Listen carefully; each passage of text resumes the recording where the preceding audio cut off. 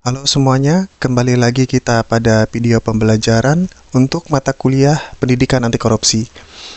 Nah, pada kesempatan kali ini kita akan mempelajari satu topik penting yang bisa membantu kita untuk memahami materi ini agar bisa lebih jelas, paham, dan terstruktur. Jadi silakan kalian siapkan catatan kalian dan fokus pada pembahasan yang akan saya sampaikan.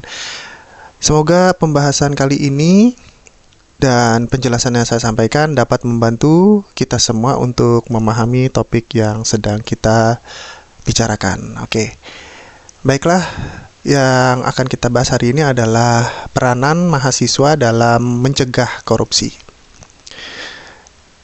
Jadi, perlu untuk kita ketahui bersama, dan ini memang sudah menjadi penglihatan kita semua atas dasar Republik Indonesia kita. Dampak masif korupsi itu, setiap rupiah yang dicuri itu pasti akan membunuh mimpi kita. Dalam konteks investasi dan pertumbuhan, ini akan mempengaruhi pembangunan jadi lebih terlambat dan bisa jadi membuat investor lebih ragu menginvestasikan bisnisnya di Indonesia. Barang dan jasa cenderung bisa lebih mahal walaupun persediaannya lebih sedikit karena terkait dengan kualitas barang yang buruk, harga yang lebih tinggi, bahkan biaya yang lebih manipulatif ya. Utang negara meningkat, jadi rakyat yang jadi menanggung akibatnya, menanggung bebannya. Pendapatan pajak juga menurun, fasilitas publik juga ala kadarnya. Kemiskinan harus kita akui masih terlihat meningkat, dan ini mempengaruhi akses terhadap pendidikan dan kesehatan yang semakin sulit. Jeremy Popitra mengatakan bahwa korupsi bukan disebabkan karena kemiskinan, tapi justru sebaliknya, kemiskinanlah disebabkan timbulnya dari korupsi. Nah, untuk itu, kita sebagai mahasiswa tidak bisa berdiam diri.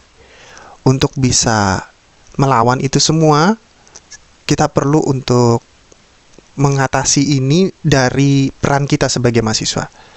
Setidaknya yang terjadi di Indonesia berkaitan dengan kerugian uang negara, ada indikasi suap menyuap, kemudian ada permainan terkait dengan jabatan, pemerasan, kemudian berbuat curang. Dan ini terkait dengan kepentingan-kepentingan yang ada, termasuk dengan proses pengadaan proyek misalnya seperti itu.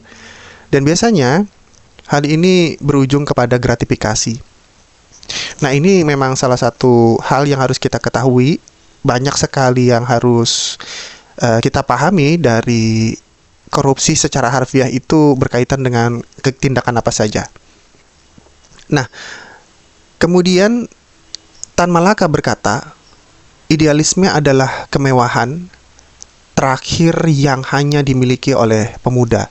Sehingga yang menjadi poin penting di sini adalah gimana peran kita sebagai mahasiswa untuk mencegah korupsi itu bisa terjadi.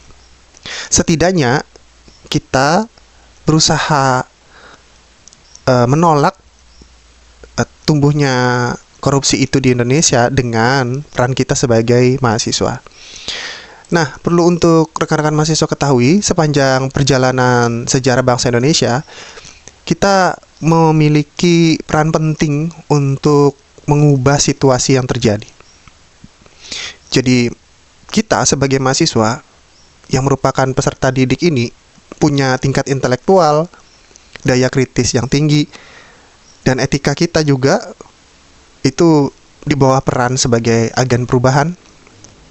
Sehingga pada masa ke masa, gerakan-gerakan itu selalu ada. Seperti yang terlihat pada gambar ini, bahwa gerakan yang dilakukan dari mahasiswa pada zaman dulu, yaitu merupakan gerakan Stovia, gerakan Keramat Raya, gerakan Kami, kemudian dilanjutkan pada Kebangkitan Nasional tahun 1908. Sumpah Pemuda itu adalah satu momentum yang selalu kita peringati sampai hari ini. tahun 1928, kemudian proklamasi kemerdekaan itu juga peran dari pemuda, terus Tritulas 1966 yang paling dahsyat mengubah perubahan situasi pemerintahan Indonesia itu terjadi pada reformasi tahun 1998. Unjuk rasa mahasiswa tahun 2019 ini juga menolak RKUHP terkait dengan revisi Undang-Undang KPK dan yang lainnya. Sehingga faktanya adalah bahwa dampak korupsi itu memang merusak pada kehidupan bangsa, dan ini tidak bisa kita biarkan begitu saja, sehingga kita sebagai mahasiswa menjadi agen perubahan yang diharapkan untuk mampu setidaknya ikut membersihkan nama Indonesia ini dari tindakan-tindakan korupsi melalui cara kita ya, yang diharapkan menjunjung tinggi integritas diri dan menghindari perilaku-perilaku dari korupsi itu sendiri. Nah, di kalangan mahasiswa pun biasanya ada tindakan-tindakan yang tanpa kita sadari bahwa itu memang merupakan tindakan dari bagian korupsi ya. Biasanya tindakan-tindakan yang terkait dengan itu, misalnya titip absen, seakan-akan kita hadir di kelas padahal tidak ada orangnya. Kemudian plagiarisme atau contek-contekan, terus kita mengklaim karya orang lain, kemudian kita mengikuti kelas webinar atau kelas online, padahal pada konteksnya mungkin kita tidak menyimak dengan baik. Nah, seperti ini kan merupakan perilaku-perilaku koruptif juga ya. Jadi, kalau ditanya, kapan sih kita pernah melakukan perbuatan koruptif dari sisi mahasiswa? Ya, salah satu dan contohnya ya seperti ini, mengingkari integritas kita. Kadang kita melanggar ketentuan yang ada dari kesepakatan kita di awal. Kan biasanya kita kesepakati dulu tuh di kelas, di awal seperti apa. Ternyata habis itu kita melanggar aturan itu. Nah, yang lebih berbahaya lagi adalah apabila itu terkait dengan merugikan orang lain, orang di sekitar kita, lingkungan, ataupun dari sistem. Nah, proses untuk kita memperbaiki diri dari kitanya sendiri, jadi kita mulai yang kecil dulu, gimana cara kita memperbaiki diri.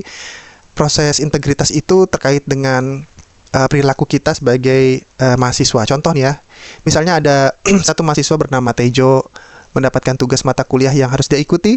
Kemudian dia diharuskan untuk menulis proposal penelitian misalnya kan, dengan topik tertentu.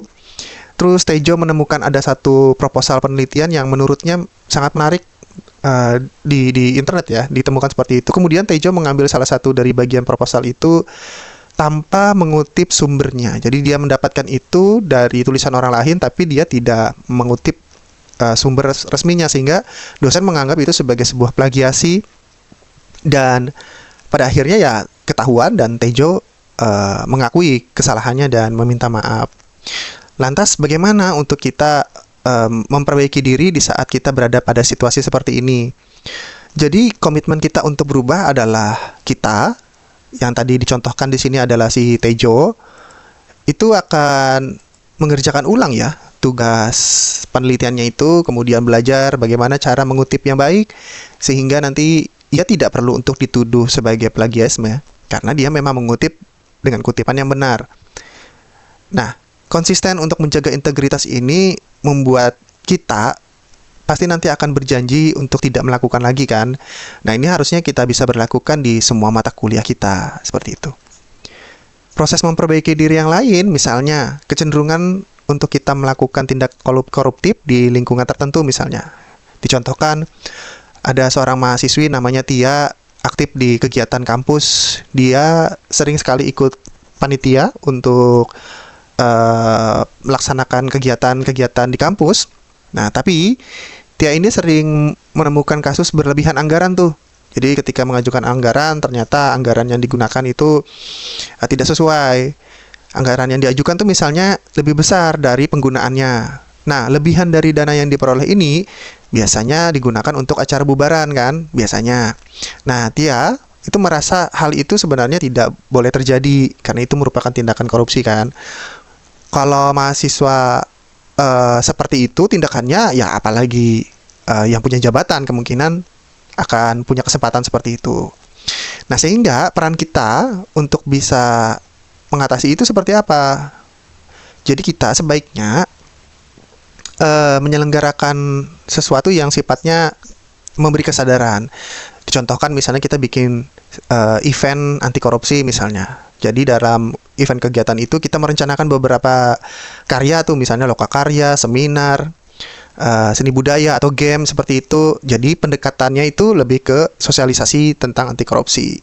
Sehingga muncul tuh kesadaran kita bahwa hal-hal yang dicontohkan tadi itu tidak benar, seperti itu. Nah, kelompok sasaran yang bisa kita targetkan untuk memperbaiki hal ini adalah ketika kita menyadari bahwa apa yang dilakukan itu salah, maka yang selanjutnya adalah ya kita ubah anggarannya sesuai dengan alokasi yang diperlukan, seperti itu. Nah, melihat dampak positif ini harusnya memunculkan semangat integritas yang baik, kemudian itu terus ditanamkan, dipupuk, sehingga itu akan menjadi sesuatu yang berkelanjutan kan. Nah, jadi konteks di sini adalah kalau kita mau mengubah orang di sekitar kita, sebaiknya kita mulai dari kita sendiri, kita tunjukkan, kemudian kita perlihatkan sehingga nanti menggugah perasaan orang lain untuk juga berubah, seperti itu.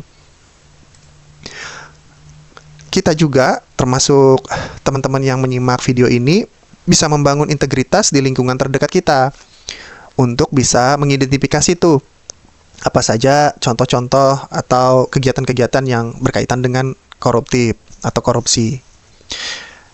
Mulai dari lingkungan keluarga, bisa di dalam rumah terkait dengan kepatuhan kita terhadap aturan yang diberlakukan di rumah.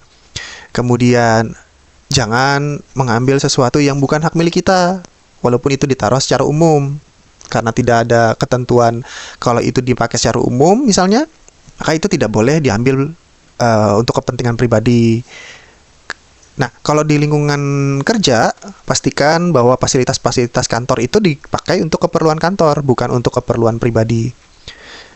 Kalau misalnya kita belum mampu untuk punya gaya hidup tertentu, ya kita sesuaikan gaya hidup kita sesuai dengan penghasilan kita.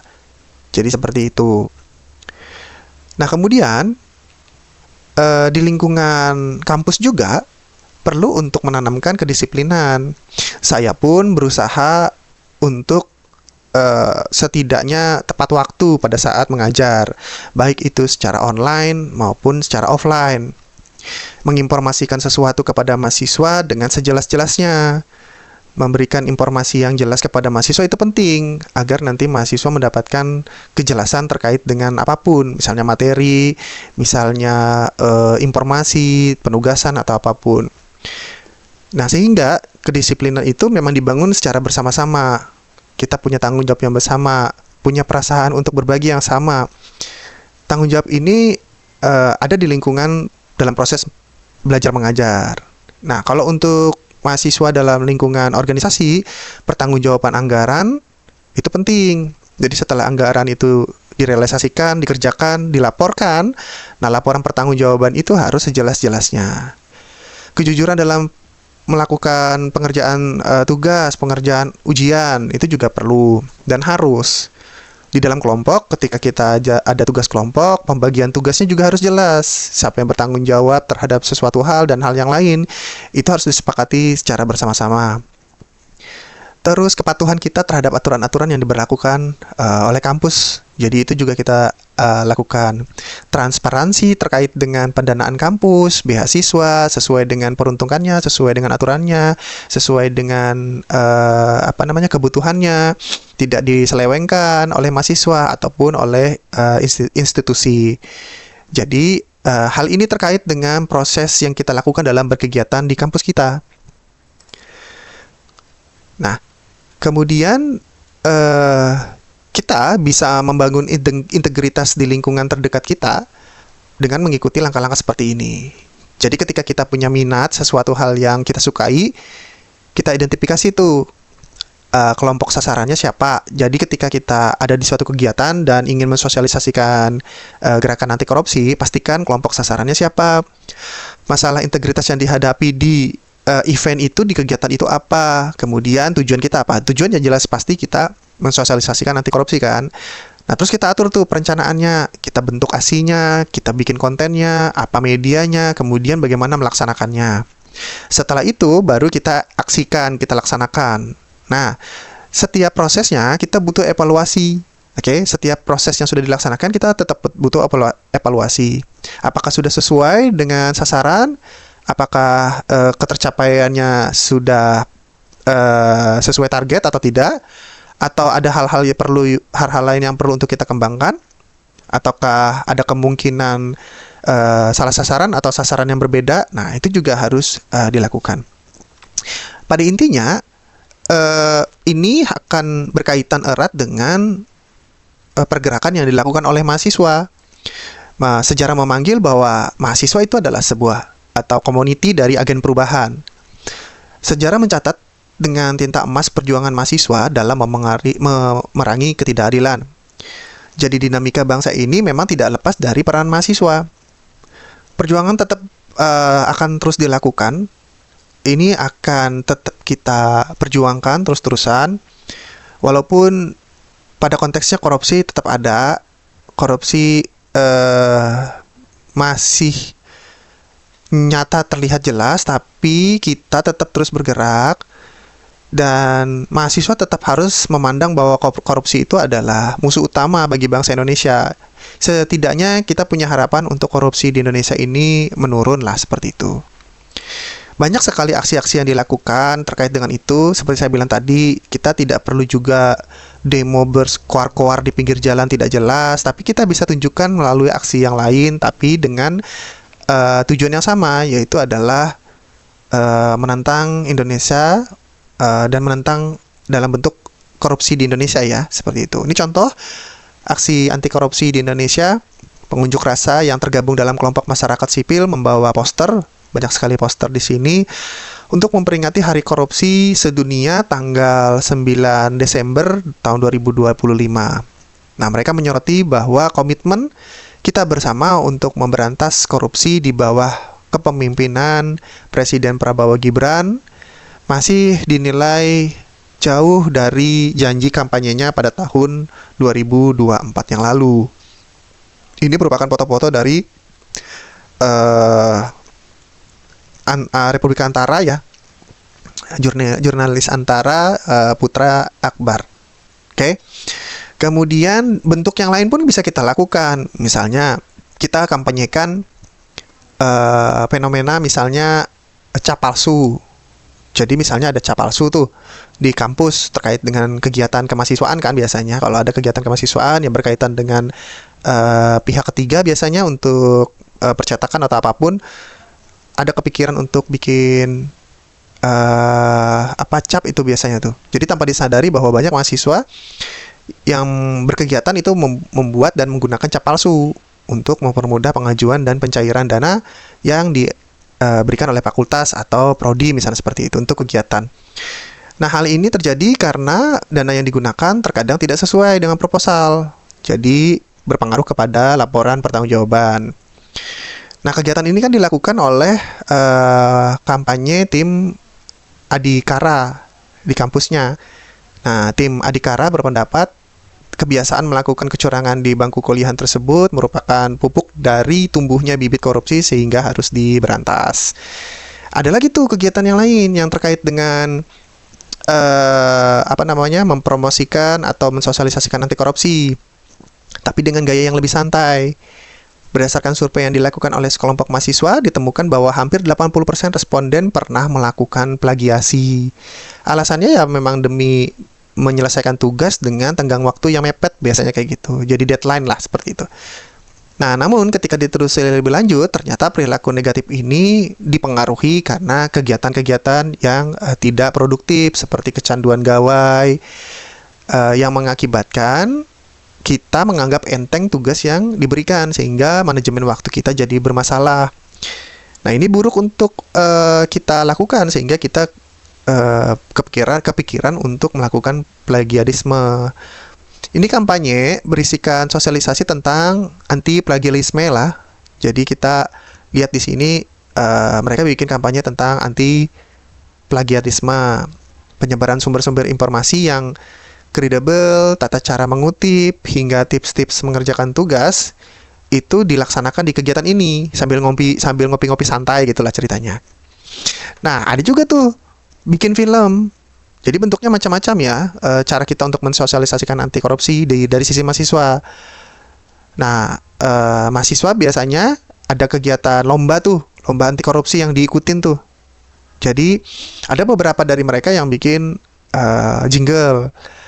Jadi para mahasiswa ini di Universitas Dharma Agung meraih juara pertama tahun 2018 untuk festival Akademia Anti Korupsi ya, untuk bikin lagu ya. Jadi mereka bikin jingle bertemakan anti korupsi, terdiri dari ya nama-nama yang di sinilah. Nah, tapi menariknya di sini adalah mereka itu bikin jingle tuh yang ringan sehingga bisa diterima dengan baik oleh masyarakat. Jadi nggak yang seperti jingle formal lah, seperti kayak layaknya lagu biasa lah. Nah, kalian bisa cari aja lagu yang dibuat oleh mereka ini di internet banyak. Kemudian mahasiswa juga membuat film tadi ya, seperti saya sampaikan. Misalnya dicontohkan di sini ada dibuat film dokumenter tahun 2018. Ada 2 film. Yang pertama film Kue Kembang ya, yang menceritakan tentang penjual kue yang nyaris punah di Yogyakarta. Kemudian film yang kedua itu adalah kisah mahasiswa yang menyuap dosennya. Jadi dia memberi suap ke dosennya untuk meluluskan atau memuluskan pekerjaan skripsinya. Nah, 2 pesan itu membawa pesan moral tentang kejujuran. Nah, itu menariknya di situ. Nah, baru-baru ini di tahun 2023, 2024, 2025 itu juga ada festival pembuatan film anti korupsi juga. Nah, ini contohnya nih, ada film Ati. Film Ati diceritakan di sini ada guru, dia galak, gurunya guru SD ya. Jadi dia diceritakan di sini dapat durian, kemudian durian itu jatuh. Jadi jatuh tuh saat dia terburu-buru ke sekolah. Jadi ketika ada Pak Sony ya memberikan durian dalam bentuk tanda terima kasih lah. Nah, tapi Bu Ati itu sebenarnya dia nggak mau nerima tuh di ceritanya itu. Jadi dia menolak karena menganggap bahwa itu adalah bagian dari gratifikasi. Setelah tahu durian itu ternyata bukan miliknya. Jadi Bu Ati itu marah dan mengejar Pak Sony. Nah, ini kalian tinggal lihat ceritanya di judulnya Ati. Ati itu dari nama Bu Ati ya. Terus ada sandal Bupati. Sinopsisnya di sini Bupati sedang melakukan kunjungan ke daerah Kampung Pamulung. Kemudian setelah sholat beliau menyadari bahwa sandalnya hilang. Kemudian beliau menahan semua jemaat di sana untuk tidak meninggalkan masjid untuk bisa mendapatkan sandalnya kembali. Nah, silakan. Ini juga ada nih, hanya printer. Jadi ini pakai printer kantor untuk kegiatan pribadi seperti itu.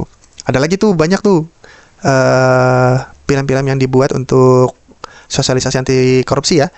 Balik nama tuh. Jadi dia ada urusan untuk merubah nama, tapi urusannya jadi ribet gara-gara berurusan dengan Pak RT, dan konfliknya ada di Pak RT-nya. Habis itu di sini juga ada Sukatelur nih yang lagi rame sekarang ini kalau di situsnya KPK. Nah, intinya adalah kegiatan apapun yang dilakukan selama itu berkaitan dengan mahasiswa, itu adalah cara kita untuk bisa menyampaikan kepada orang lain terkait dengan tindakan anti korupsi. Bisa mulai dari sendiri di rumah, kemudian di lingkungan kampus, di lingkungan sekitar pertemanan, di lingkungan organisasi, bahkan di masyarakat secara umum ya. Jadi mahasiswa itu punya peran kontrol untuk agen perubahan. Dengan intelektualnya, keberaniannya, kita mampu untuk mengkritisi kebijakan dan menjadi jembatan antara kita sebagai rakyat dengan pemerintah. Misalnya ini ada studi kasus di Desa Kondonia, Kabupaten Mura.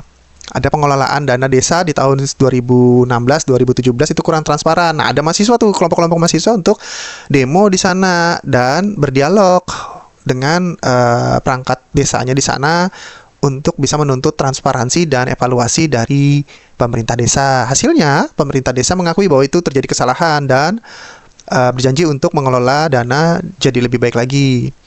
Pembangunan fisik, pembangunan drainase, jalan, dan bantuan dari masyarakat itu dialokasikan dan direalisasikan dengan baik, seperti itu. Oke. Nah, kita sebagai mahasiswa setidaknya punya aksi untuk menunjukkan komitmen terhadap korupsi. Jadi kita harus punya rasa melawan terhadap korupsi. Setidaknya kita dalam perilaku kita bertindak untuk melawan terhadap korupsi. Apapun itu, bagaimanapun caranya, inisiatif seperti apa yang kita lakukan, setidaknya kita punya usaha untuk mencegah korupsi itu terjadi dengan peran kita sebagai seorang mahasiswa.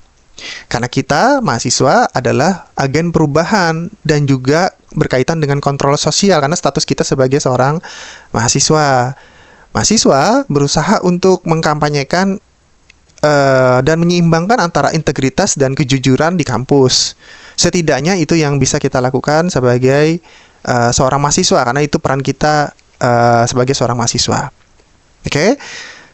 Jadi terima kasih sudah menyimak video pembelajaran ini sampai selesai, dan semoga materi yang saya sampaikan ini bermanfaat, juga dapat dipahami dengan baik ya. Jika teman-teman semuanya yang menyimak video ini ada pertanyaan atau hal-hal yang tidak dimengerti, atau mungkin ada yang mau didiskusikan, silakan sampaikan melalui kolom komentar, atau mungkin ada forum diskusi yang tersedia yang bisa mengkomunikasikan kita untuk bisa berdiskusi.